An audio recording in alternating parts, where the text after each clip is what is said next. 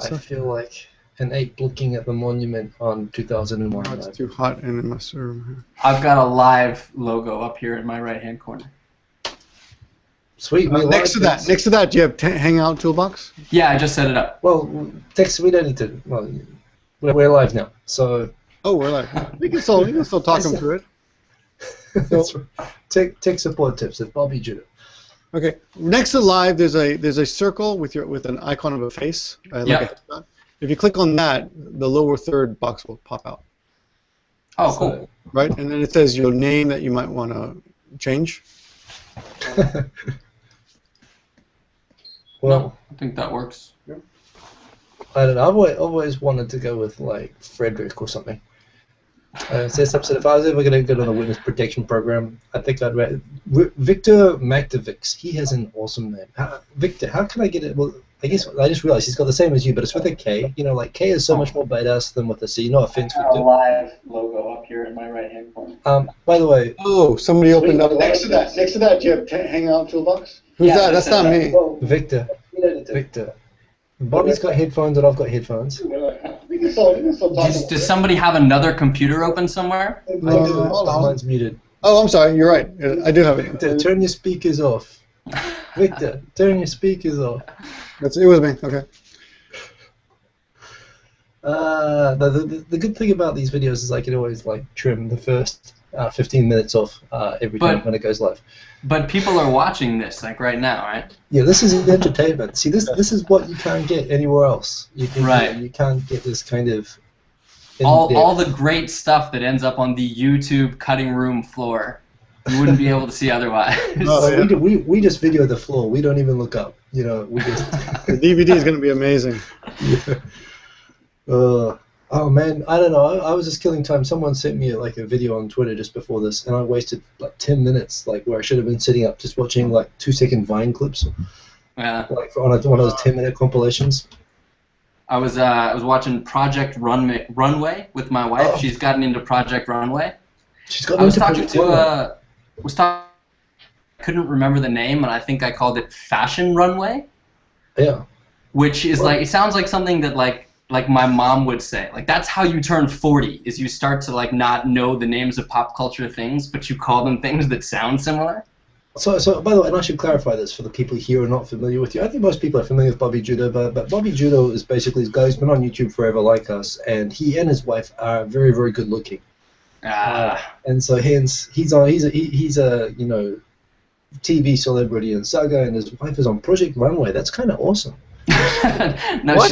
she likes watching Project Runway. I thought you said she was on Project Runway. Yeah, I said she's hooked on Project Runway. I got a glitch there. I was like, that's what happens when Hiko's age, whatever that is. You get to a certain point and everyone looks like they're on Project Runway. You know, it's like you're around kind of mid to late 30s. You'll start to notice. So we've started, right? The introduction of me was the sign that we've started. Yes, we've been live ever since your tech support. Well, we are live, but have we started? Because we are for not actually starting until a little bit later. I told you we were starting live, and you said, I don't care, let's keep doing the tech support. So we kept doing the tech support. Damn it. Well, but that doesn't mean we haven't started. We're live, but it doesn't mean we're started. We do this every week. No, that's right. That's why, like I said, I always trim off the first half an hour. Right. we say hello to the people in the peanut stands there. That's right. 47 watching. Softy Papa, please, wear protection and multiple layers. We don't want anything happening. Dan Cowell, by the way, is a bit afraid now that the comments are beside the video. He's worried it will make him easier to block during the video. Dan Cowell, however, has diplomatic immunity, which I've extended to him for this video. All right. So Victor, you got to lay off. He's sacred territory. I don't even know who he is. Not messing with Dan Cowell. Is there a way that I can see the comments? Yeah, you just open the link to the video. Which I mean, I don't mind if you open it. I try to maximize the bandwidth because I'm like the okay. You'd be the moderator. But yeah, but you can just honestly, you can open up like 10 windows. I don't care what you're watching in the other windows while you're talking to us. Actually, I can't tell. As long as we can keep, we just want to keep your hands where we can see them. That's right. Let's keep them up. Nothing suspicious going on here. No. So I mean, you guys all know Bobby Judo. I guess if you didn't, I don't think everyone knows. I don't think they do either. Well, really? Well, you've kind of been absent for a while, I guess. Bobby, you let your channel die out for a while, right? I went on a round the world trip, which that would account for being a big business. Was traveling for a year, but historically I tend to be inconsistent anyway. I'll get really into YouTube and work on it hard for like a couple of months, and then I'll drop off for a couple of months, and then I'll come back to it. So I think there are people out there who know who I am, but it's not anywhere near the level of some of the other major YouTubers. Well, first thing, I guess I really want to explain, because this is important for context for everything we're going to talk about from now. If when you meet an American who doesn't really know Japan and you try to explain Saga to them, how do you explain Saga? We say it's near Nagasaki. It's close to Nagasaki. One of the southernmost, not counting Okinawa, the southernmost of the 4 major islands of Japan is Kyushu. Yeah. Yeah. We are on Kyushu next to Nagasaki, which most Americans don't know where that is geographically, but they recognize the name. Yeah. So we'll say it's close to Nagasaki. Yeah. Yeah. But Saga is famous for a lot of Japanese people wouldn't necessarily be able to find it on a map. Yeah, it's very small, isn't it? Yeah. It's kind of known for being like one of the most kind of it's known for being like low population density or something like that, or and small. It's kind of like there was that comedian guy who made lots of songs, kind of self-deprecating songs about Saga and stuff. His name's Hanawa. He's from Saga originally, and he one of the jokes in the song is that the PR slogan for Saga is "Saga wo Sagaso," which is let's all try to find Saga, because nobody knows where it is. And that's actually, it was a joke in the song, but it was also the real PR slogan for the prefecture. Oh, that really was. Yeah. I'm rocking the Saga. I've stayed in Saga twice. Yeah.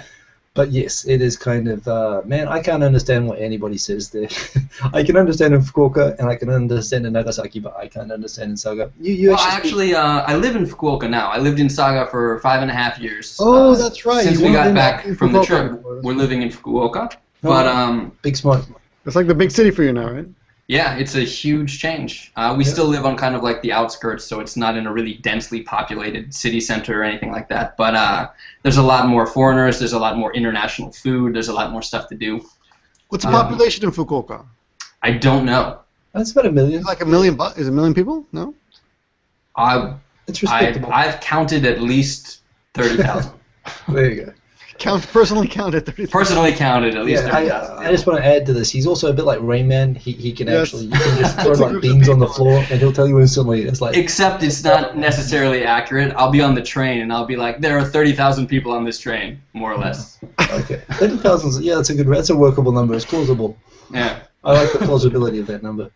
Fukuoka is what? It's about. I've got an image of it being about like Sendai. It's kind of the same size, same kind of. Yeah, I could feel that. I know it's one of the faster growing cities in Japan, and I know it's consistently ranked on like the best, the most livable cities or the best shopping cities, global travel ranking lists. So it's a good place. Yeah. Best shopping cities? Yeah, in 2008, Monocle Magazine, an English travel magazine, ranked it #1, #1 best shopping city in the world. That's bizarre. Yeah. Wow. Well, the next time I need to buy a monocle, I'm going to Fukuoka. I kind of doubt that, man. I've never been there, but even though... Look it up. Monocle Magazine, Fukuoka, ranked #1. I believe you that they said that, but it's hard to believe that that's possible. Well, if I can Fukuoka geek out on you for just a second, Fukuoka was like the central gateway to Asia back in the day. So rice paddy cultivation first started in Fukuoka and then expanded throughout Japan. Buddhism came through Fukuoka. So Fukuoka from a long, long time ago has been kind of like the taking in and spreading to Japan's center. Oh, like a vagina and STDs, I see. Exactly like that. You know, if you live in Fukuoka, you open the window and you can see Russia. Culture and technology and fashion. But no, it's like the closest point to Korea. They've got like all the ferries and everything there. It's like if you're like hey, I don't like those sexual slurs. I think you should not be so homophobic, Hiko. Yeah, well, you know. I miss the slurs. Ito is going to be tweeting. He's calling everyone they're a fairy. I just don't think that's right. That's right.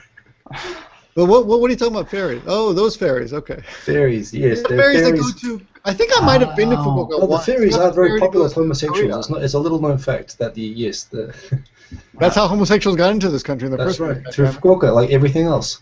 And you can ride them to Korea apparently. So you're right. You might want to take the slower one. I don't know, whatever you do. I think the Beetle goes in 3 hours. Yeah. Which actually would be quite demanding. I'm not going to go there. Okay. So, Yeah. You know, I have been to Fukuoka. Yeah.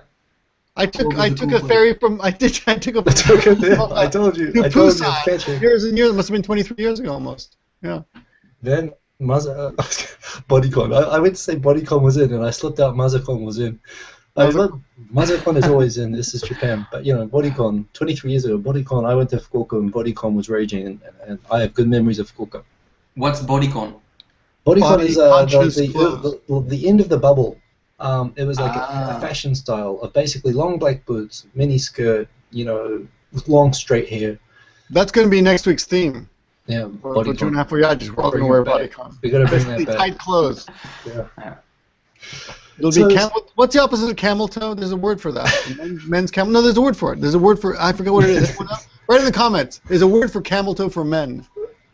Yeah. It's like the one-eyed lizard, but there's a word for it. Yeah. Anyway. So anyway. Well, I don't think we properly introduced Bobby. I don't think that's fair. There's a lot of people who don't know who he is, I bet. Right? So.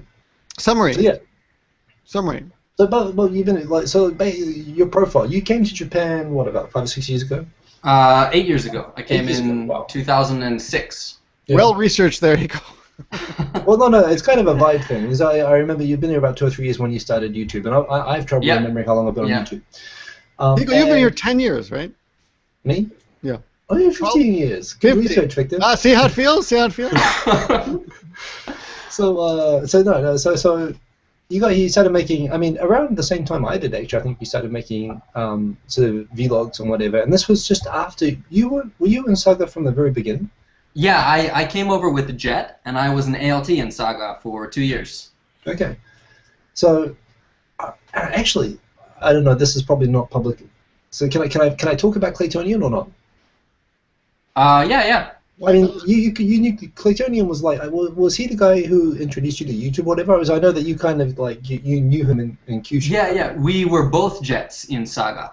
He was in a small town that was kind of a little bit further out and isolated, so we didn't see each other that often. But so this is like, even within Saga, you were saying he lives in a small town? That must be yeah. See, Saga is made up of a number of small towns. Yeah. And the one that I was living in was like a 45-minute bicycle ride from Saga City, which is like the main hub. We've got a couple of movie theaters and 2 shopping malls, and it's not bad. Wow. But he was in a place called Tara for, I think he came in, they're famous for crab, incidentally. But Tara is good bait crab. Yep. So, continue, pardon me. No worries. I think he was a year earlier. He came in a year before I did, and I know that he was... I thought he'd been here much longer than you. A year or 2 years. I'm fairly confident it's a year. So anyway, you came in, and so there's this whole crowd. Little known fact, there's a really strong Kyushu presence on YouTube, actually. There's a lot of people, not only based in Kyushu, but from Kyushu, who are not in Kyushu anymore. You got Michaela down there, you got Yoko... Michaela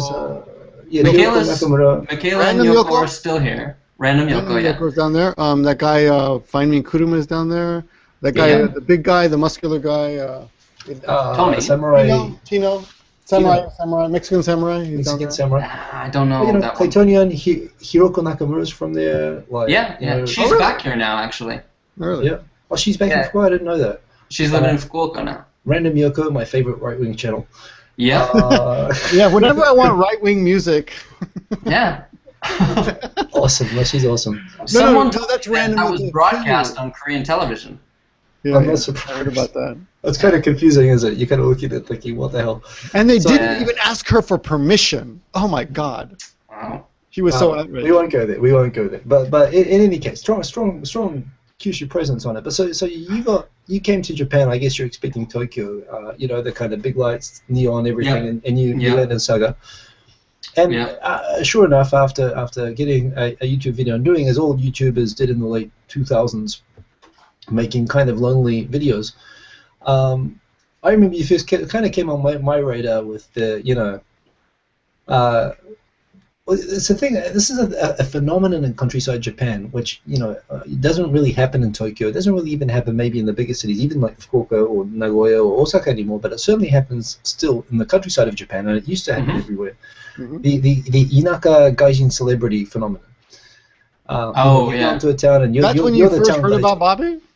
Well, he was making a video about coping with that kind of thing. Like, it's kind of fun for the first few weeks. But then you're trying to settle and have a normal life, and everyone is still kind of treating you like the big guest or whatever.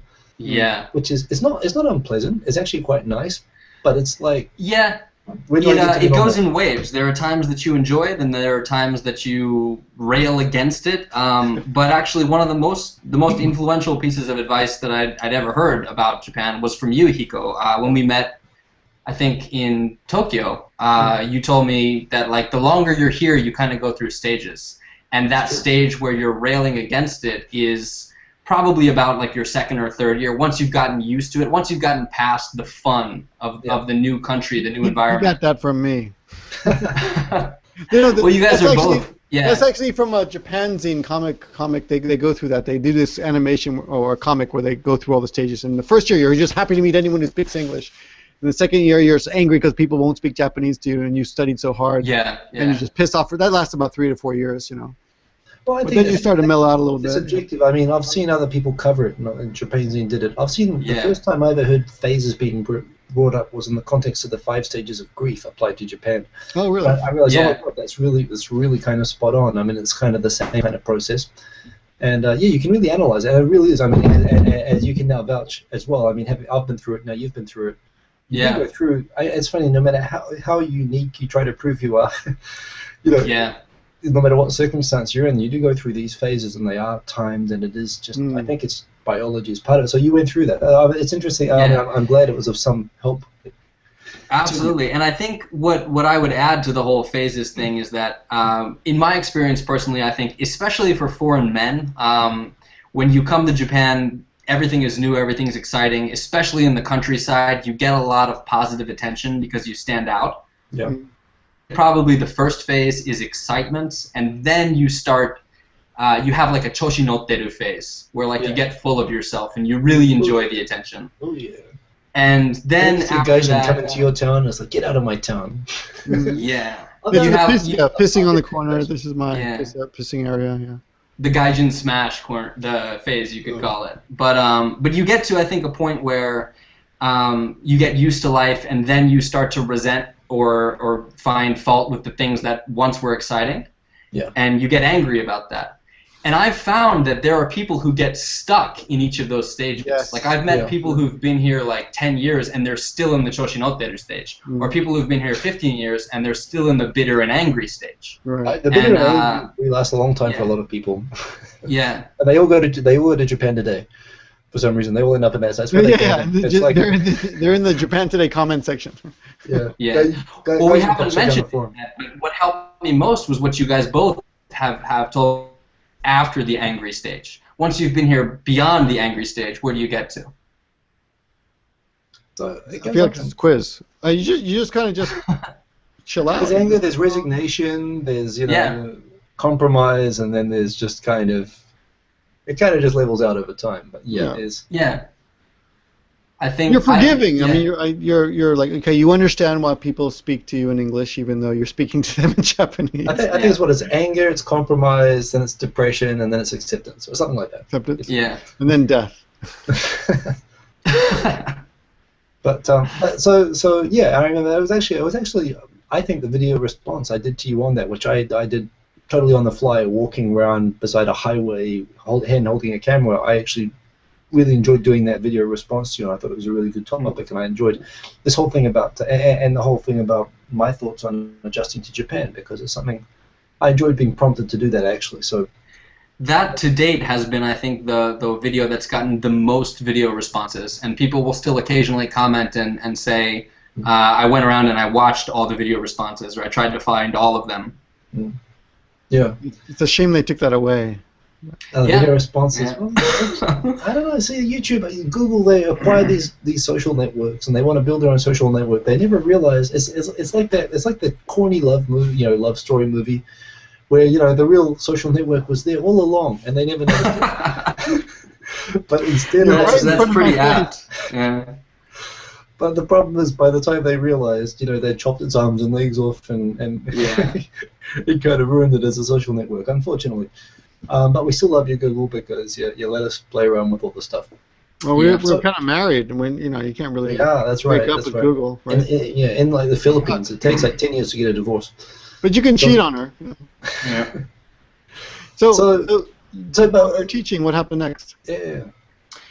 Actually, I started YouTube. I think I started it in 2009, and I'll tell this story a bunch of different ways depending on who I'm talking to. But the truth is that I started YouTube because I wanted to do media work, and I wanted a portfolio. I wanted to be able to walk in somewhere and say, "This is my Japanese ability. These are my other abilities. This is what I could do for your TV channel or your magazine or whatever it was." Right. So I started YouTube to promote myself because I wanted to maybe be a TV reporter or be on a TV show. You do YouTube to promote yourself? That's so rare. It's weird, right? I think most people just do it because they like making videos in a vacuum. Yeah, no, this is a difficult concept for Victor to understand. Trying to promote yourself, and but yes, we'll bear with you. I'm looking at my first video response to you, and it was September 24th, 2009. So it must have been, of course, that's like the last decade. What do we even call the 2000s? You call them the 2000s. I don't even know what we're supposed to call them. It's so much easier with the 80s and the 90s. I don't know what we're supposed to call them. 2009, I don't know. 2000. Oh, what do we call that decade? The 20-aughts. The 20-aughts. That's the first time I've heard that one. I've never heard that, but that's good. I'll take it. I've been looking too. 20-aughts? Sure. 20-aughts. Okay. Yeah. So it actually worked for you, obviously. It took a while. It took a while, but it worked. So I started making cooking videos in Japanese, and I started a cooking blog in Japanese. And I went to a talent agency, and it was a modeling and talent agency. And I said, "This is who I am, and I would love to do cooking-related media work." And they said, "Well, let's see how you do on a runway walk." And I did a runway walk for them, and they said, "Thank you for coming in. Fuck off." I think we're getting back to the fairies now. Oh my God, really? What else did you do, Bobby? That's amazing. I had to take my coat off. I did have to take my coat off. But no. So the first one I went to. Sorry. I gotta know what were you wearing anything? Tell us about the runway walk. How does that work? Not well. They put me in like a studio with mirrors on all sides, and most talent agencies also function as talent schools. They will teach you how to model, so they do walking classes and stuff like that. You got to pay for that. You do, yeah. The ground rule, the general rule I found with talent agencies is if they really think they can get you work, they won't charge you for headshots and they won't charge you to take lessons. If you go to a place and they try to get money from you, that's how they're hoping to make money. They're not hoping to profit from your work. They just want you to pay for a drink. So that place, I kind of really pushed myself as a cooking personality, and they weren't interested at all, and I'd never heard from them again. And so when I went to my second one, I kind of said, I'm a foreign guy, I'm willing to do... Again... Yeah, you put in your time. So I did a bunch of like bridal modeling, and I did some fashion shows and things like that. And then after I'd been there for I think half a year, I started to push my agenda. And they got me a cooking column in a magazine, and from that, Saga TV saw me and sent me an email, asked me to be on the show. That went well. I became a regular on the show. I've been working with them for about 3.5 years. And I do a cooking segment every Monday. That's like we go out on location and film it, and then I'll present that on the live show. And that's grown. I've done that show, but I've done a handful of other late night shows, morning shows, live shows, pre-recorded shows in Fukuoka, and radio as well. Right now I've got twice a week lunch slot radio show on Thursdays and Fridays, and I do. I've often been told I should work on radio. I don't know why, but. Because your Japanese is great, and you've got the personality, and you're used to talking. And the looks, I've got the looks, like I've got the look for radio. I've been told. You've got the hat for radio. I'll give you that much. So I think, and what you're talking about is something I think not a few gaijins have the idea of when they come to Japan. I mean, I think there's a lot of gaijins who come and they register at the talent agency, right? But not many people actually like. So a lot of gaijins, are teaching English or whatever. Then they're doing working vacation, or whatever. They register at the talent agency. Maybe they get to do a commercial. Maybe they get to be an extra in one of those recreation variety shows or something. Mm-hmm. But you've actually gotten so. What's your advice to someone who really wants to, if they see? Because actually, I was going through before this, and I saw from your homepage. I actually checked out the links to the TV shows that you're on and stuff, and it's pretty cool. I'm thinking anyone who wants to kind of recreate. Well, I mean, what are your tips? What do you think? Recreate would be pretty tough, but recreate is tough, perhaps. But to do something more than just get called up to the occasional kind of stand-in in the background, like what happens with a lot of the. I mean, still you get fun work with the television agencies, but to actually get a show, it's pretty cool. It's for the last 2.5 years, it's been my full-time job, and I work 5 to 6 days a week, and I haven't done anything else but media work, radio, TV, and events.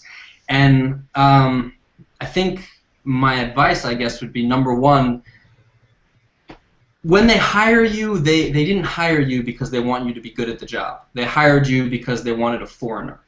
And my goal is always to show them the bar that I set for myself is higher than the bar that you've set for me. Yeah. And if you exceed that in terms of your Japanese level, in terms of your ability to do the work almost as well, if not as well, as a Japanese person would do it, that will really help you continue to do it more than just one appearance, more than So you feel like you got recognition as you were going along? People recognized and would come up and talk with you about doing more, or how did that work? I started out, they asked me to come on as a guest on their already established cooking segment, and it was a one-shot. And it went well. They said, we like your command of the language. We like that you speak the local dialect. Would you be interested in doing this more regularly? And it just kind of grew from there. And I made it a point to follow up on it. You exchange business cards. You write thank you emails. I proposed a lot of my own ideas. The corner that I do now, Saga TV helped fund my around the world trip. They gave us a camera. They gave us money. And I was going to get to that as well. Yeah. Because I saw on the homepage as well, so it showed you actually recorded cooking show segments as you traveled around the world, and you have this cooking around the world thing, which is awesome. Yeah. I mean, I know a lot of people, and people really seriously into media stuff who really try to get that sort of an opportunity, and that looks really awesome. I mean, this is all just broadcast on local TV in Saga. Is there? What is the story of the show? And then Fukuoka. Fukuoka is broadcast to a broader Kyushu area. The TV shows and the radio that I do in the city where I am now, they're a little bit broader, but they're not nationwide. They're Kyushu area. So what is this internet? I mean, you did this world trip. So how did that work? Because you recorded these cooking shows as you traveled. That sounds like a pretty good gig. What's that about? It was really lucky. My wife has always loved traveling. She had traveled extensively before we met, and then it had always been her dream since she was little to do a long-term round-the-world trip. So when we got married, we started to plan this 1-year round-the-world vacation. But I was really kind of worried because I'd gotten to a really good place with the job that I wanted to do. And if you take a year off, especially in a media-oriented world, nagare ga hayai. Like a year is ridiculously long, and you lose a lot in that time. People forget who you are. Just like YouTube. Yeah. But you need to leave with a decent scandal. I think that's how it works in the Gennokai. Whenever they want a vacation, they run over a parking attendant or something. Why they're having so then when you come back, everybody's like, what are they going to do next? Yeah, it's like, will they bring him back? Oh, they forgave him after he did that terrible, terrible thing. So you guys slap a guest or something, or do something kind of scandalous. Oh, like what's her name, Debbie? Well, no, like SMAP, like getting naked in the park and singing on the bench. He clearly just wanted a vacation. Those SMAP guys work non-stop. They never get a vacation. That's what I would do. I would just go to a park and take off my clothes and sing. You do that anyway. Well, I do that anyway. It's true. Sorry, I digress. So you managed to tie us all together. So I wanted to stay relevant while we were traveling, and I pitched them. The show that we were already doing was I would go somewhere in Saga Prefecture, meet some people, see what they were growing locally, and then bring all my cooking gear with me and make something on site. Okay. So it was already the model for the show. So you know the formula for these things with the traveling taster, format. Yeah. They have to travel to the most remote parts of Japan and get the most obscure local foods, and then they have to try it, and they always have to look like it looks delicious. It's never bad. It's never bad. Really? No, it often is, but the value. I believe you now. I've had I was like impressed for $13. I've had like $13 cold one-piece themed curry at an amusement park. That was just awful, and you eat it and you go, oh my god, this is amazing, this is so good. This is definitely worth the sen samdaku yen or whatever it was we paid to eat this cold curry. It's a shame. Okay, no. I mean, there's kind of a thing. You can always tell. It's almost like a test of how high up you can make it in the entertainment world by how well you can give your eating reactions. You can kind of. Well, what about when you were traveling around the world? And, weren't you free to say that this food sucked because it wasn't Japanese? Oh yeah, we did a bunch of different segments. I see that on international shows. Yeah, I think the only food that I really ate that I had a problem with was Rocky Mountain oysters. We did a Colorado segment, and I'd never had Rocky Mountain oysters before. Do you know what they are, Hiko? I've heard of them. They're like an insect. I've forgotten myself. They're not like real oysters, right? They're like a. No, they're cow balls. They're cow testicles. Oh, well there you go. And they're not like round. They slice them. And then they fry them. So it would be like gyutan or something? What does that come out like? It tastes more like balls. Tell me what the balls taste like. I don't like that we keep coming back to this theme, by the way.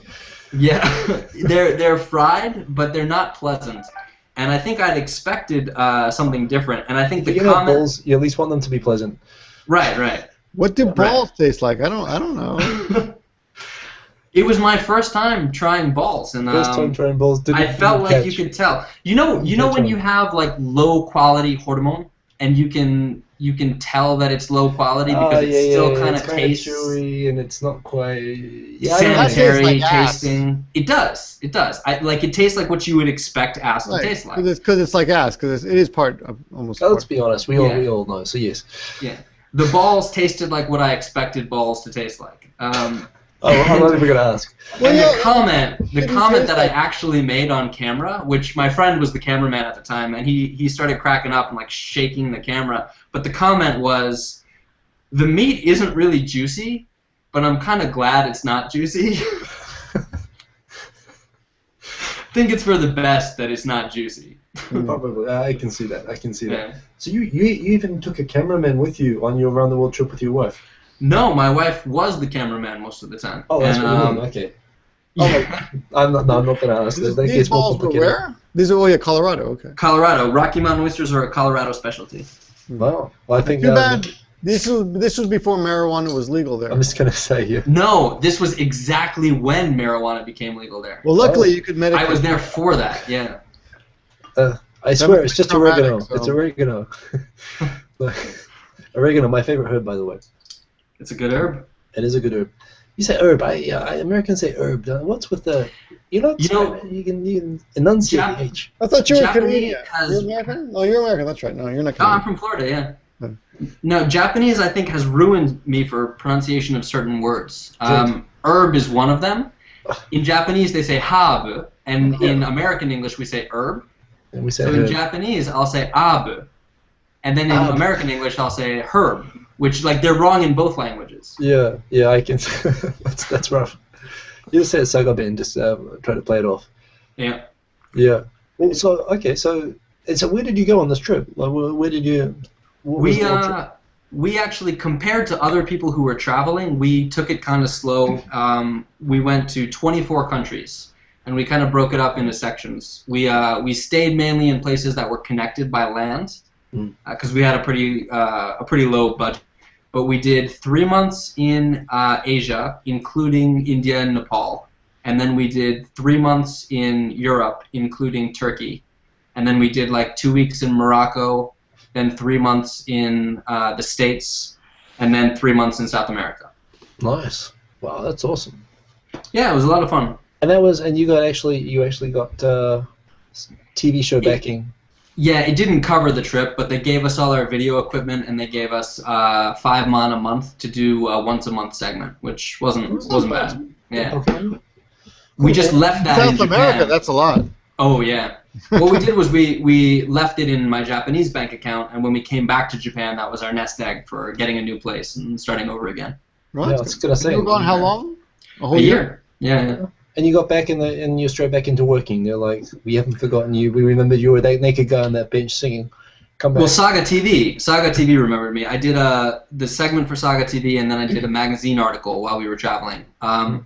But my Fukuoka TV shows, I lost the relationships with them over that year. And so getting back to work in Fukuoka has taken half a year to 8 months.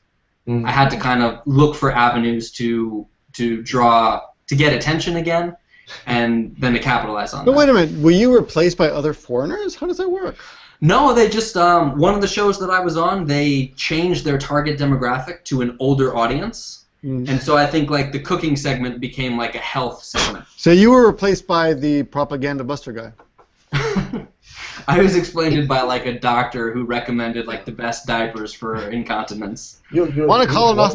Well, that's the same guy, isn't it? I'm sorry. No, well, actually, Pretty much. Honestly, no, if you got replaced by the propaganda buster, your job would be gone because he was on the show and he was actually really good. I was very impressed. Yeah. But okay, so I'm going to. I really like him, and I disagree with him so much on everything. I really liked him. Well, he's being some inflammatory usual self, but he is good at it.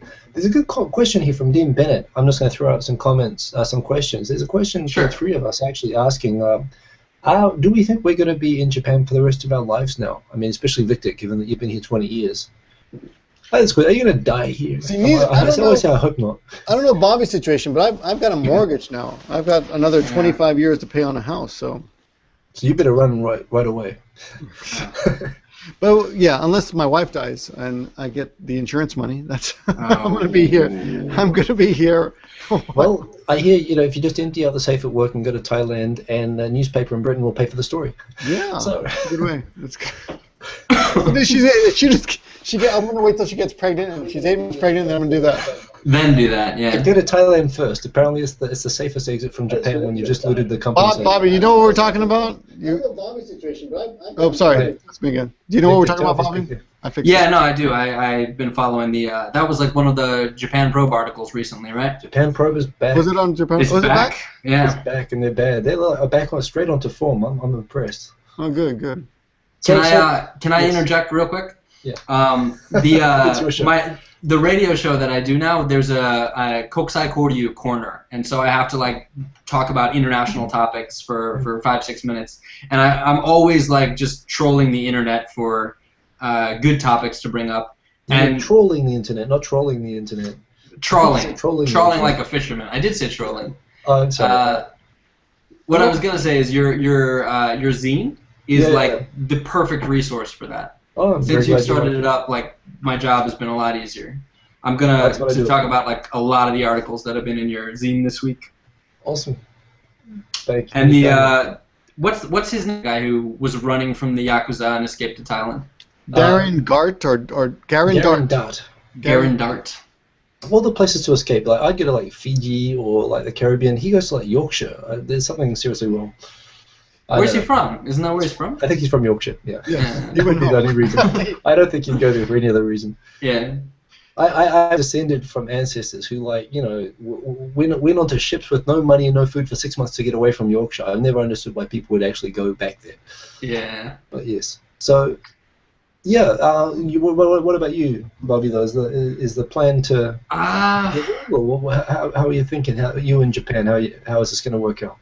I don't know. I mean, 5 years ago, I did not think that I would be here. Like, I didn't see my life developing in this way. And I am married. My wife and I, we don't have a mortgage. We have car payments. But I think we're trying for kids. And I think once you have kids, I think we'll be tied to Japan in some way, in a pretty deep way, for the rest of our lives.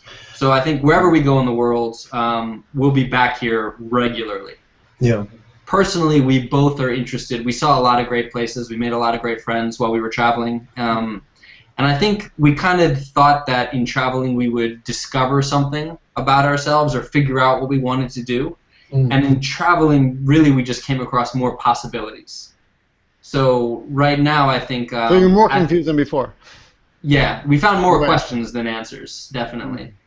So I think at some point in the future, we both would like to live somewhere in Europe. That's next on the list, depending on how things go. Yeah. So not back to the States? I would like to get back to the States at some point, but not necessarily long term, not necessarily to live. But the thing as well, you know, especially like if and it sounds like the media gigs seem to be going well for you, right? Yeah. So as those build up, I mean, there is a thing as well of getting more and more comfortable. How do you see that? At the same time, it's not steady. It's not necessarily the safest work in the world, but at the same time, Japanese entertainment is kind of known for being kind of quite good at looking after the people who become to that kind of safe level. There's kind of a safe level, isn't there? People who kind of like go on rotation. There is, but not necessarily for foreigners. I think the foreigners who make it to that level are... There's only a few, yeah. Percentage-wise, there's only a handful. Yeah. And I personally don't feel like it's the kind of thing that you could do forever. I think the phrase is to sell out. And not like we say sell out in English, but like you lose the demand for yourself. Yeah. So I feel like I'll probably get there at some point. I'll burn out. They'll get tired of me. And thinking realistically, it's not the kind of job.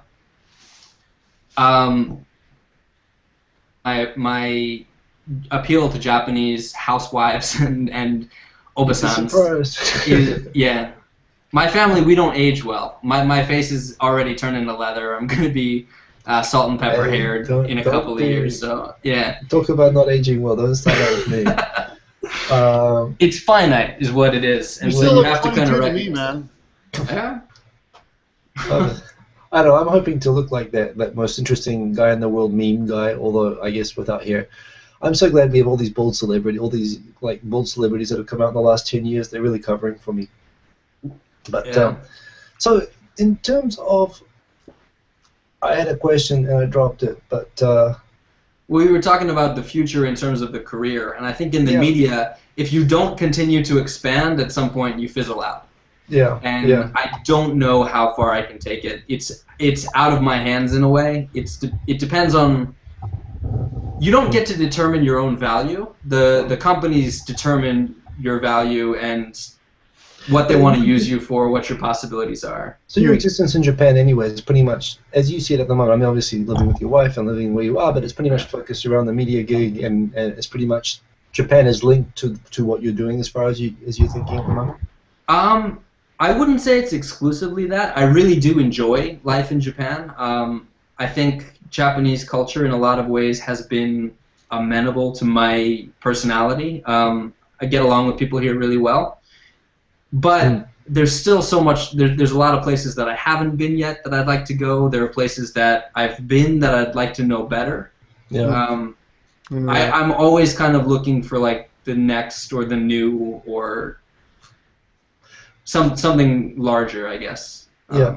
So I got a question from Jessica Richard asking, how did you get involved with Japan and learning Japanese? What brought you in there in the first place? It was on my radar in high school and in college. When I was in high school, I had, I think most people do, but I had like a passing interest in Zen Buddhism, which I equated with Japan. Yeah. And then in college, the JET program was on my radar. I wanted to travel, and I didn't have a lot of money, and so you look for ways to have a life in another country, but also work and fund that life. Yeah. Have you ever done anything Zen Buddhism related since coming to Japan? My first year here, I did a Zen session. It was like a 5-day retreat at a temple in Oitaken. Oh yeah. Which is also on Kyushu, and did they 5 days. 5 days fasting, 5 days vow of silence. They do hit you with sticks, and it was really intense. Yeah. Vow of silence. So you didn't eat and you couldn't talk, and they hit you with sticks for 5 days. There was juice. You had juice. All the juice you could drink. Juice for lunch, and then soup for dinner. So it was like a liquid diet. That's pretty intense. You did a lot of chores, and you were up at like 4 o'clock in the morning, and it was 9 hours of meditation a day, which is ridiculous. And I think 9 hours a day for 5 days. Over half of the people quit on like the second day. If you make it through the second day, you stay. But over half the people quit on the second day. Yeah. Did you make it? I did. Yeah, I had a good friend that we did it together, and we kind of like supported each other. He actually passed out during one of the sitting meditations. Jesus. Yeah. And you know, those guys aren't even paying tax. I'm just saying. He just peeled forward and went head first into like a tatami, not a tatami, like. Yeah. Went through it. And then they hit him with a stick? They did hit him with a stick. They said, shh, be quiet. So he passed out, and then they hit him with a stick. Yeah. Oh, man. That's not a religion. That's just, like, abuse. I don't know. I've done a few. I mean, it's a school trip. I didn't even want to do it. My school just took me when I went to Fukuoka, and, like, Kyushu Zen. Man, those people are crazy. They took us to, like, a Zen temple for, like, a cultural experience. Yeah. And we had to meditate for, like, 2 hours, like, on doing Seiza. And, like, none of us, of course. Me, the circulation cuts off to my legs in 30 seconds. And, you know, so everything after the first 5 minutes is torture just sitting there. Yeah. And we were like 15-year-old kids, right? And frankly, well, there was actually, so, you know, they actually did the demonstration of the hitting with sticks. Yeah. And that pretty much just terrified all of us. So we all just kind of sat there petrified, trying to sit still with, you know, in agony because of our legs. But it's funny, there were a couple of senior kids, like 16, 17-year-olds who came along with us, and they were basically bullies. They just beat us up the whole time. I was in an all-boys school. And one of the bullies pulled the whole thing after about 30, 40 minutes, just decided this is hilarious, and he just started, he kind of broke the position and started laughing. Yeah. And the priest, no hesitation, walked straight up to him, don't care if this is a school trip, don't care if this is a foreigner, grabbed his head, pulled him down, bang, bang, bang, bang. And the guy had, you know, they use like a round stick. It doesn't leave visible bruises, but he was badly bruised under the skin. And we had like a 13-hour flight back to New Zealand on the plane, and no one felt sorry for him. Yeah. It was kind of funny, but at the same time, that also made the threat even more real. So it was just, it was just terror for me. What they told us, and I guess I'm lucky that I never got there, but what they told us was that when you meditate and you really kind of focus on being in the moment, it's mostly just you try to count your breaths without thinking of anything else. But you get to a certain point where you become acutely aware of the sensations in your body. And so people will report like being able to feel wind through all of the hairs on their skin, or like they feel every centimeter, every millimeter of skin on their body, which if you're not accustomed to feeling that acutely, it can feel like there are things all over you, when really it's just your own hair. And they'll say like if you experience like a sudden sensation like your entire body is burning or like knives are being stabbed into you, that's normal. That means like you're feeling those parts of your body for the first time. At the temple I was taken to, I would actually check if they've set me on fire or not, because those guys were crazy. Well, that's rough. Wow. So that's kind of respect that you did that. It was really interesting. Yeah. So you're supposed to count your breaths and not think of anything else. And if you can get to 10, they say like Buddhist monks who practice daily for years and years and years try to attain, you know, counting to 10 without breaking that focus. And I couldn't get past 1. Like I'd count 2 and then I'd be like, oh my God, I got to 2, and that counts as an extraneous thought, and so you go back to 1. Yeah.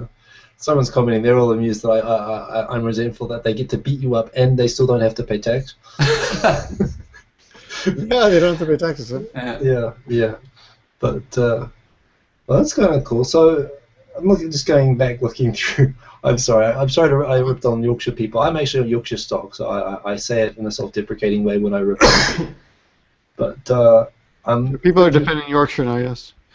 What did you like in South America? We went to Peru and we went to Bolivia, and that's where we spent most of our time. Peru, we did like a bus tour, and we spent a lot of time in Lima and of course Machu Picchu.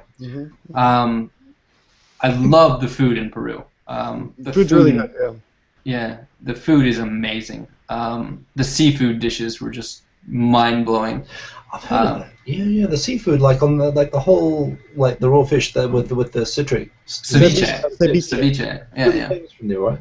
Yep. Yeah. Good stuff. Bolivia, we went to Uyuni Enco, which is like a huge spot for Japanese tourists specifically. It was like the it spot while we were there. Where is it? It's called Uyuni. It's a salt lake, and it's Bolivia, right? it's in the Beat Takeshi commercial, where it's an Aquarius Beat Takeshi commercial. In Bolivia. This area that it looks like a mirror. You can't tell like where the sky starts and the sea starts, and it's really cool. Yeah, I've been to Bolivia, but I'd never heard of it, and I've been there. My wife really wanted to go. Oh, did you go there? Never heard of it. Yeah, no, it was. We went out on a tour, and I think it was like 32 Japanese people and me. Huh? Yeah. That's the thing with Japanese as well. I mean, you can always find, even if there's only one or two, anywhere you go, there'll always be some Japanese people. You know, it's 120 million people, and they get around. You know, it's kind of cool actually. Japanese is actually not a bad travel language. You can always find someone to talk to. Yeah. I think Machu Picchu, I hit a lot of Japanese people there. Yeah.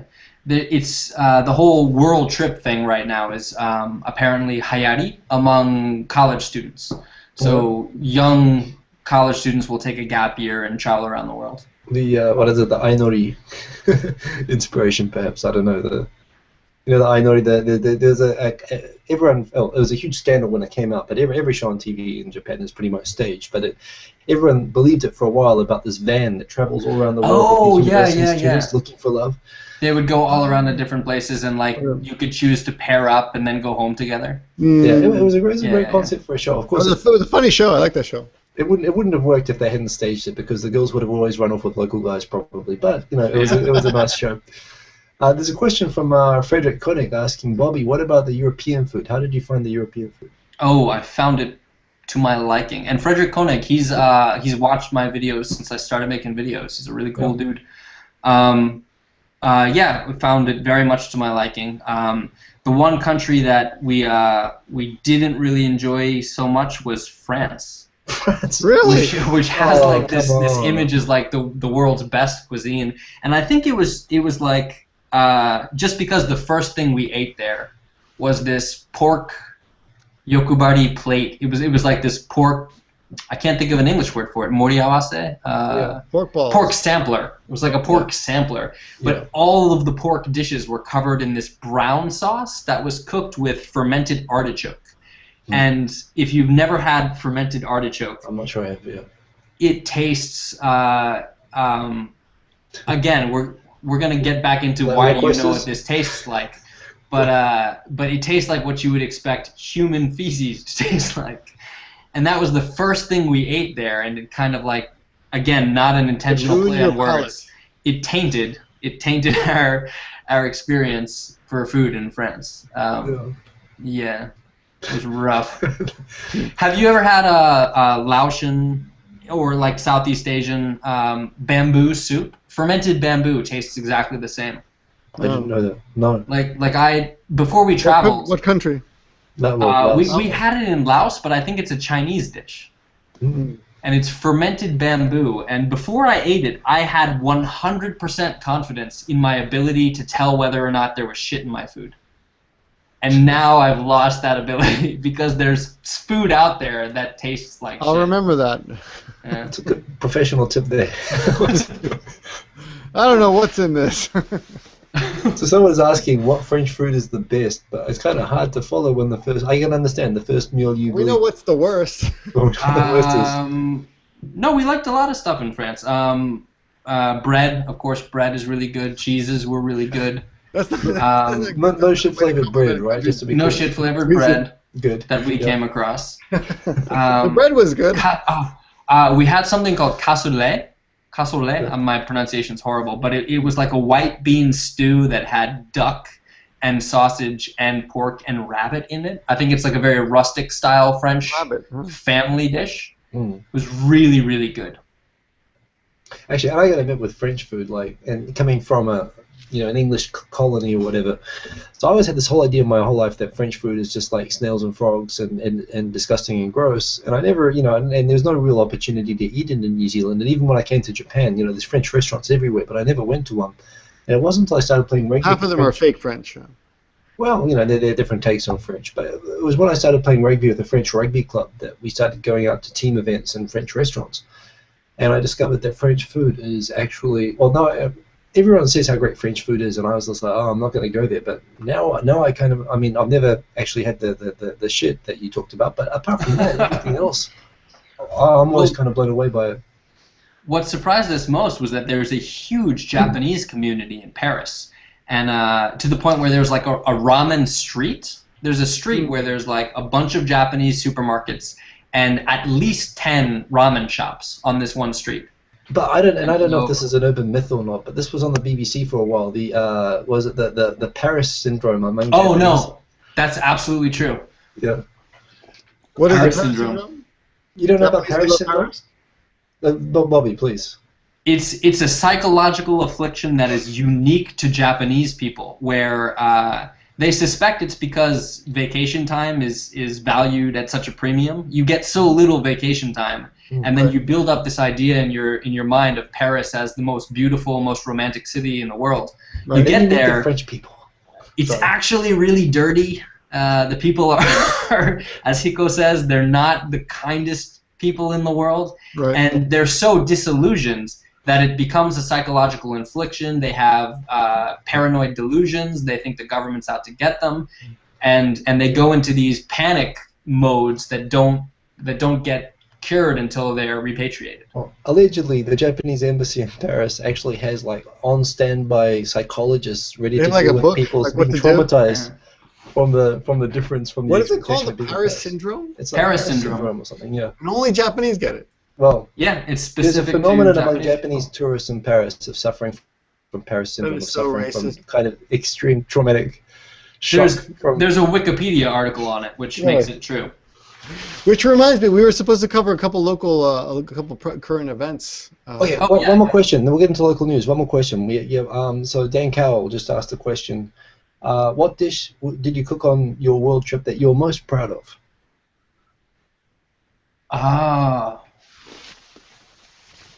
What dish did we cook?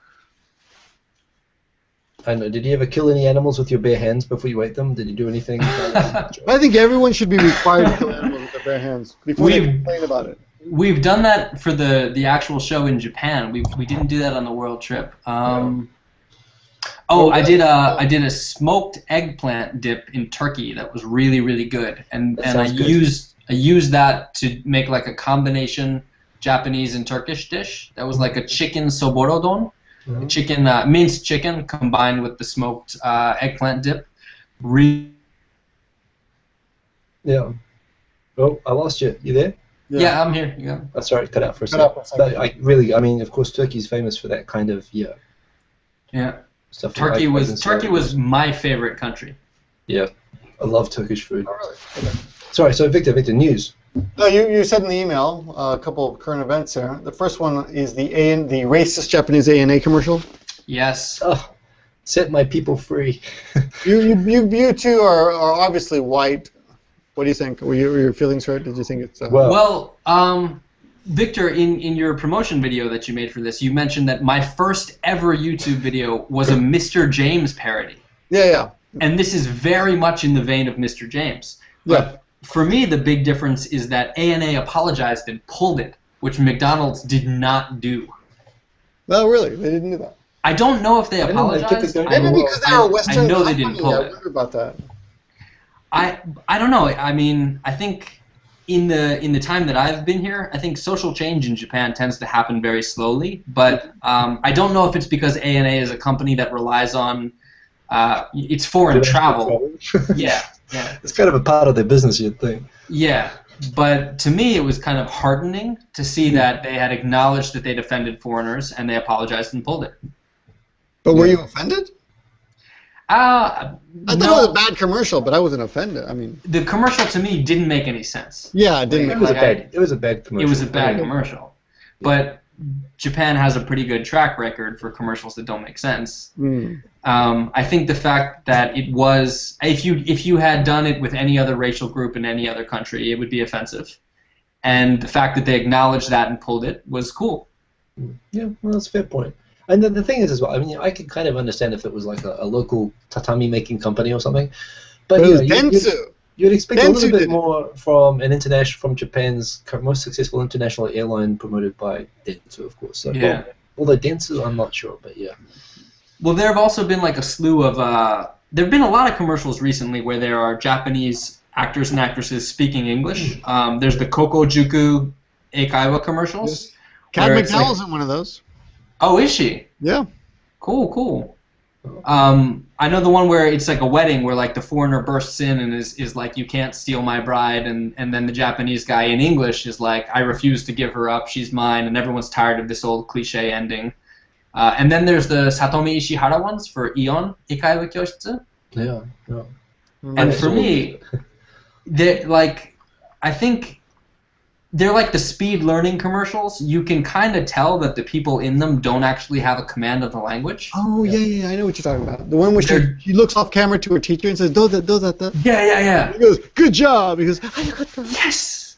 Yes. But it's like this stilted, rehearsed pronunciation that I always wonder, why don't they get like a foreigner? Why don't they get a Japanese person who actually speaks English? Yeah, there are tons. They don't. No. Because they want to make it. It's like with singing. It's like they never get for idols. They never get anyone who can actually sing too well. You know. Yeah. It's frustrating, but it's because they want to encourage and look friendly and safe. That look. You know, you can be partially mentally deficient and still do well at our school. And that's exactly how I design my video blogs. I just want everyone to think, you know, that they're they don't want to intimidate them with some. I don't want to intimidate them with my. But no, seriously, if they put a real Kikoku Shijo who says totally natural American, yeah, you know, screw you, man. You know, that would just everyone would think, oh, what's that guy so up himself talking such good English? I mean, that's literally how Japanese kind of react sometimes, which is dumb. Yeah. But they do that intentionally. Right. I think they actually, and I think someone who would actually intentionally dumb down their English for a commercial like that.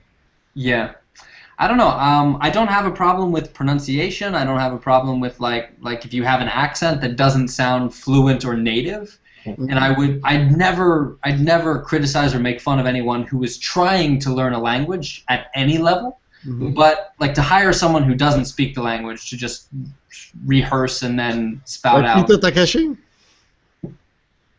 Does he do an English commercial? He does. He's I'm sure he does every now and then. No, what? He's the big guy for one of the big ones, ECC. I think it's ECC. Well, he's a major face for ECC. But like, I know there are Japanese celebrities who do speak English, like Ken Watanabe. Like he speaks accented but good English. Yes. And get somebody like that to do the English commercials, or get a real student who actually did well if they exist. If ordinary people start getting on TV, the whole game is going to be up. Man.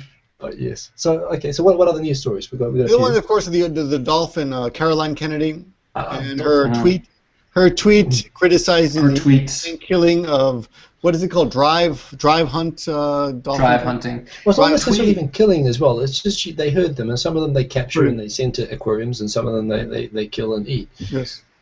But she doesn't like the technique. She said was inhumane. Was the tweet, and that sort of. She's concerned. She's concerned it might be very inhumane. Well, but it wasn't personal. She said the U.S. government, the position of the U.S. government is that this hunt, the techniques used in this hunt are inhumane.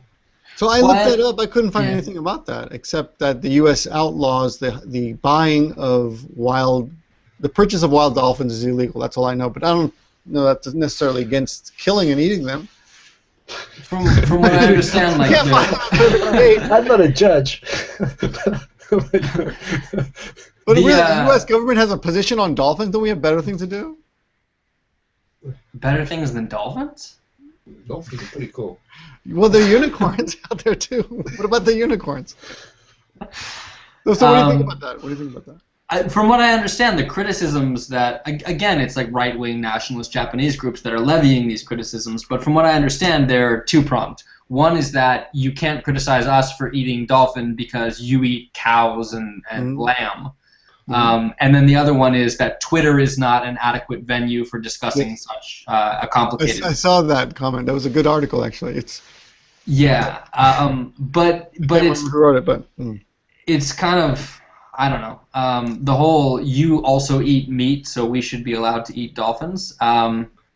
That wasn't the point. The point was the inhumanity of the slaughtering process, which honestly I don't really feel strongly about one way or another. And then the whole like I don't buy into that. I think Twitter is as good a venue for expressing yourself as anything else. Yeah. We're going to wrap up in 5 minutes, by the way, and I see people saying to also check out. It's getting late, but I actually wrote I wrote a blog on this today, and I posted it, and I solved all the world's problems on this. So everyone just read my blog. There's a link below, and it'll fix all the problems. Just read it. I saw the thumbnail picture was the Flipper poster with Elijah Wood. Yeah, Flipper, and then the one after it is a picture of roast beef. So, but yeah, I mean, you know, it always just frustrates me that the debates. And I'm like you. I actually really I saw The Cove. I was taken hunting as a kid. Not a pleasant experience, but I think it's an experience everyone should be familiar with. Yes, I agree. And this is the whole thing. I know that they showed the slaughter, and then they took the video of the slaughter, and they walked around the streets in Ginza and showed old ladies the pictures of the dolphins being stabbed. And they said, "Do you like this?" And of course the old ladies went, "Ah." But the point is, I mean, you know, Peter takes videos inside meat processing factories doing exactly the same thing for exactly the same purpose. And, you know, there's a reason that there aren't a lot of videos on YouTube, or that, you know, meat companies don't publish videos about the slaughter process of their own animals. It's an unpleasant deal. Yes. And, you know, at the end of the day, even if you're doing it right, it still is unpleasant. Yeah. And I could, you know, and the people were saying, the fishermen were saying, you know, we do it in this way, we practice, and we try to do it as quickly as possible, and this is how we think it is. But, you know, it never looks good when the whole sea turns red. But you know, well, that's kind of the thing. It's a very shocking visual image. Yeah. But in the end of the day, you know, what the real thing is that, well, the technique that's being used around that debate that's generating the shock is that it's the same as what Peter uses, basically, and it's the same sort of a debate. And it feeds off the idea that basically people are now so disconnected from the food creation process. I mean, you think that people are, you know, human populations are becoming increasingly urbanized. You know, we never grow our own vegetables. We never see, you know, meat is just something that comes in a package just like a vegetable. Yeah. And that generates the shock when people, you know, for the first time in their lives see an animal being killed for whatever purpose it doesn't look right. And it's interesting, and maybe like Star Trek, maybe we're all going to be vegetarians one day. Wow. But you know, I can see that happening. I can't win a moral argument with a vegetarian. I'm totally cool on that. Yeah. But well, like the impact that you talk about, I think that impact is doubled or tripled when it's an animal that your culture doesn't eat, or when your culture considers cute, or more than that. Remember, a lot of people where I come from, and not just where I come from, but they watch shows like Flipper, and they read a lot of stuff about dolphins, how dolphins are actually more intelligent than humans, and they actually have, and there's a lot of people actually believe that dolphins are equivalent to or even above killing a human. I mean, they actually fully anthropomorphize and above that. Like, these are like super special animals, and there's a lot of people who think that, and you can't really. I know there's one guy with green hair. You might know him. He has that. But then you start getting into the whole, you know, it becomes like an abortion debate at that point. When you equate it to murder, then you can't really discuss it anymore. Yeah. And this is the thing. So my whole advice on my blog was you have to take all of those arguments out, because they're pointless and they don't bring any resolution or solution, you know, to improving anything for anyone. You have to focus on the points where you can discuss, which are: is it healthy? Is it a humane technique or not? Can you improve it? Should you, you know, is it economical?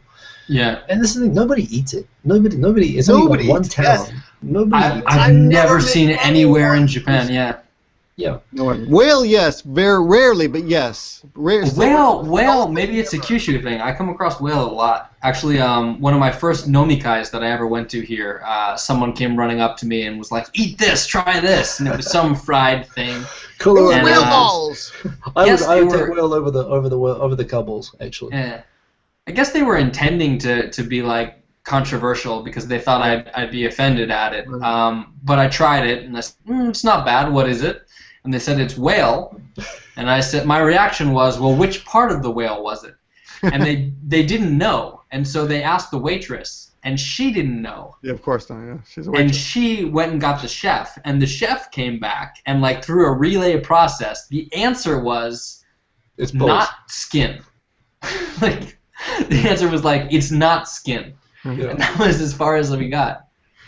Have you ever had shirako? I think it's shirako. Oh yeah. I've had shirako a number of times. Yeah, it's actually pretty good. I like it. I like shirako. It's food. I mean, it's good. I mean, it tastes like hot mayonnaise to me. We keep coming back to this. I'm not comfortable with it. I'm not comfortable. I'm raising my flag now. Rain on my face. All right, so can we stop talking about consuming genitalia for a little while? So wait a minute. People don't know what shirako is. They should know. Shirako is fish sperm. What fish is it? It's fish sperm, right? Fish ejaculate. Yeah. Yeah. Ejaculate. So what's sperm? What's wrong with it? Why does it have to be ejaculate? It can't just be sperm. From what fish is it? I don't even know. Is it a special fish? No, there's a variety of fish. I think any most of it is salmon. I think most of it is salmon. What do they call them? Are they like special fish? Are they like fluffer fish? Is there some sort of There's a fluffer fish in the corner. Although, do you know uni, sea urchin? Yeah. The part of the sea urchin you eat is actually classified as gonad. Like that is the gonad of the sea urchin that you're eating. Did not know that. I've been enjoying balls all this time. I didn't know it. It's my favorite. My favorite sushi. Uni is my favorite sushi too. Actually, there's a point in common there. Gonad fans. We're fans of gonads. What can I say? No, seriously. Like, sea egg was one of the most challenging foods when I first got here. And as soon as I figured it out, as soon as I managed to get over the psychological barrier, to eating this gooey yellow stuff. It's like the best. I mean, that like uni spaghetti. It's so good. Uni sushi. I love uni sushi. Uni spaghetti. I mean, yeah. Bringing it back to the eating intelligent animals point. Squid are supposed to be extremely intelligent. And taco. Octopus, incredibly intelligent. Have you ever had like the squid prepared live? No. I won't eat live things. That's my line. It's a big thing here. My wife's hometown is right next to the place that's like the place that invented eating live squid, and it's not like you would imagine. It's not like you take a squid and put it in your mouth and chew it up. It's like they slice it sashimi style, and it's still alive as you take pieces out of it and eat it. And that's like the worst concept in the world. But at the same time, if you've had it, every time I've had it, it's so good that I'm like, I'm sorry, squid, but this is gonna continue to happen to you. There was a scandal in New Zealand just before I came in the 90s, and there was like a sushi restaurant which actually had my friend was the chef there who was involved in this. There's this thing when sushi became popular. You know how it's kind of popular with these kind of quasi-vegans who eat nothing else, and they have sushi places because it's kind of compatible with their dieting and ethical kind of things. So, the first time they see a proper ikizukuri, these are the people who are most traumatized by it. And there was a dancing crayfish. So, they have the crayfish with the legs still moving, while they take up the sushi. And this was served in a restaurant in downtown Auckland, and there was some shocked vegan sitting across who saw this and actually called up the national news, and it became like a 1 week long top of the news scandal with politicians and everything. It got into a big thing. But something that has the intelligence of a cockroach. Are they smart? I don't know. They taste great. But I asked my girlfriend at the time. I had a Japanese girlfriend. It's like, don't you think it's a little bit mean, like you're eating it in front of it? And my Japanese girlfriend was like, well, wouldn't he be happy to see everybody enjoying eating him before he finishes? Yeah. Which is a really nice way of looking at it. That kind of. I've seen a Japanese. I think it was like a children's storybook. About like the process of killing a cow and eating the cow, and the focus of it was like to be grateful to the cow that gave up its life so that we could enjoy a delicious meal. It's like a Bible based on the cow. With a side order of potatoes. Yes. Yeah. Give thanks for the cow. Well, but exactly. I mean, that's what you got to do. You got to know where it comes from. I mean, when I first ate rabbit, like wild rabbit, we shot rabbit when I was taking out hunting. We took about rabbit meat, especially like wild rabbit. Is not good meat. It's tough. It doesn't taste good. But damn, you ate it. I mean, you kill it, you kill it, you eat it. I mean, that's a good lesson for life, actually. So yes, you gotta know where it comes. It's not garbage. You don't throw it away. But yes, we're way over time. But it's been fun shooting the breeze with you. This is cool. Yeah, that went by really quickly. Have you on, man? Everyone who doesn't know, the channel's name is Bobby Judo. So you are back to making videos. What is the plan? I do.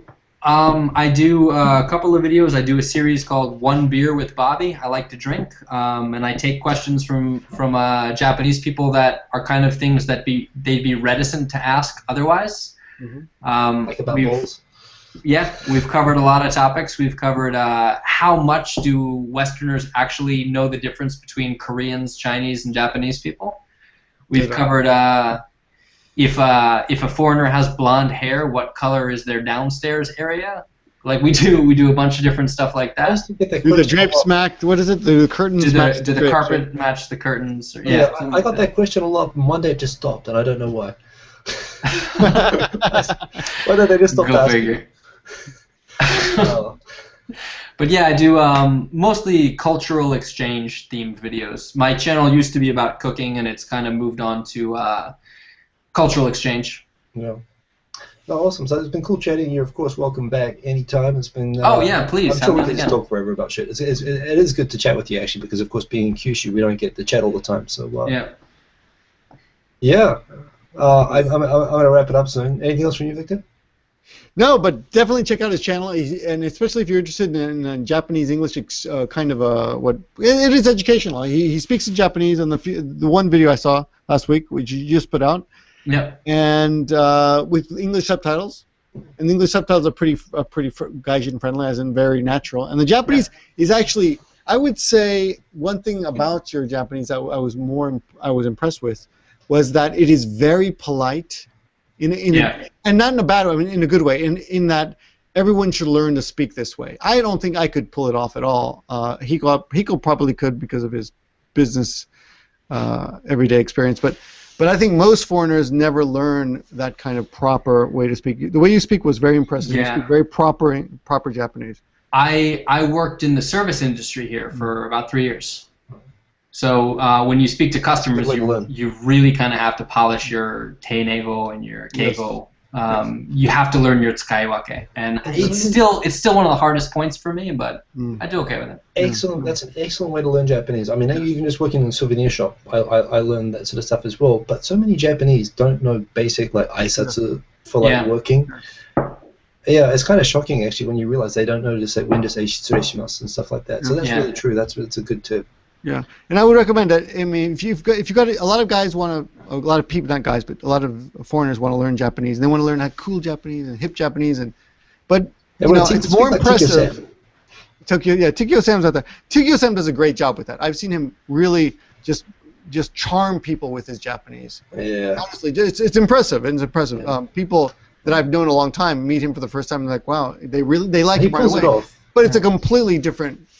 I would choose the Bobby Judo Japanese if you had a choice. So I think the key to being as natural as possible. My Japanese isn't 100% natural. I'll never have the grasp of Japanese that a native speaker would.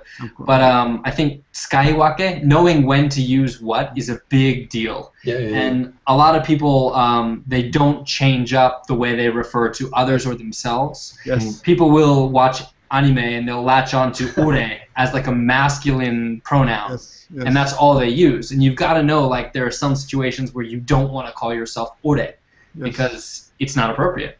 Yes.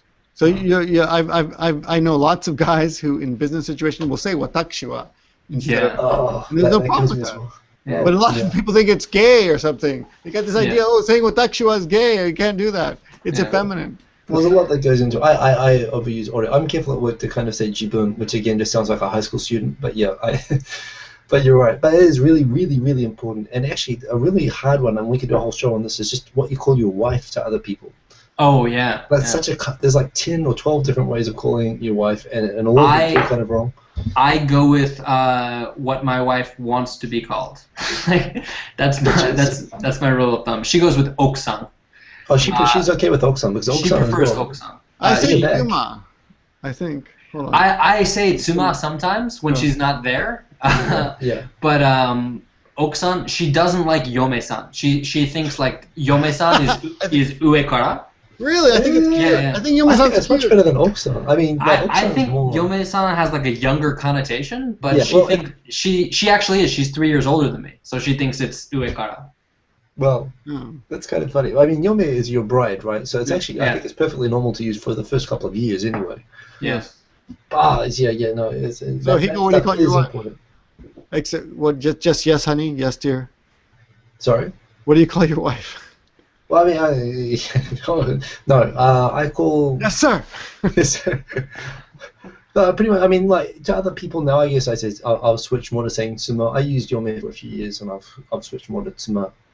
I don't feel quite right saying oku, but this is the thing. These are all legitimate and correct answers, and it's all kind of personal as well. Even you ask 5 different Japanese people what they use, and they'll all do it differently. So there's kind of there's a personal factor to it as well. Kimi would be good too. Anata. I mean, sometimes I use anata to aggravate my wife, but some people use that totally normally. Some couples. I mean, it depends on the people. But Ka-chan, Kami-san, you got like all kinds of options. Kami-san is interesting as well because Kami-san, especially when the Aussie-sons use it, it's really illustrative of the relationship they have at home. It kind of implies who's wearing the boots.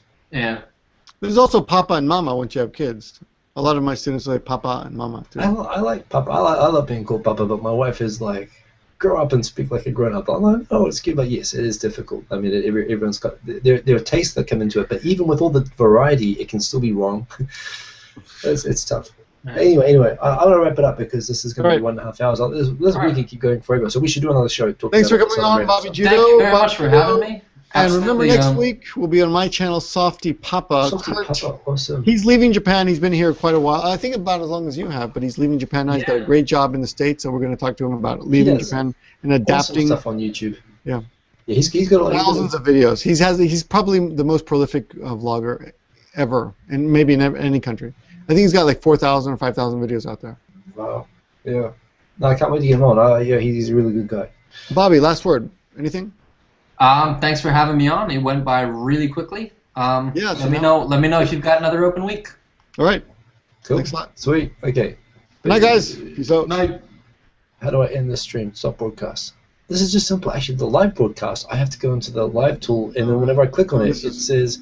So they're all watching this while we're. Yeah. The awkward ending is kind of a trademark. But I'm just going to click it, and it's going to work, and it's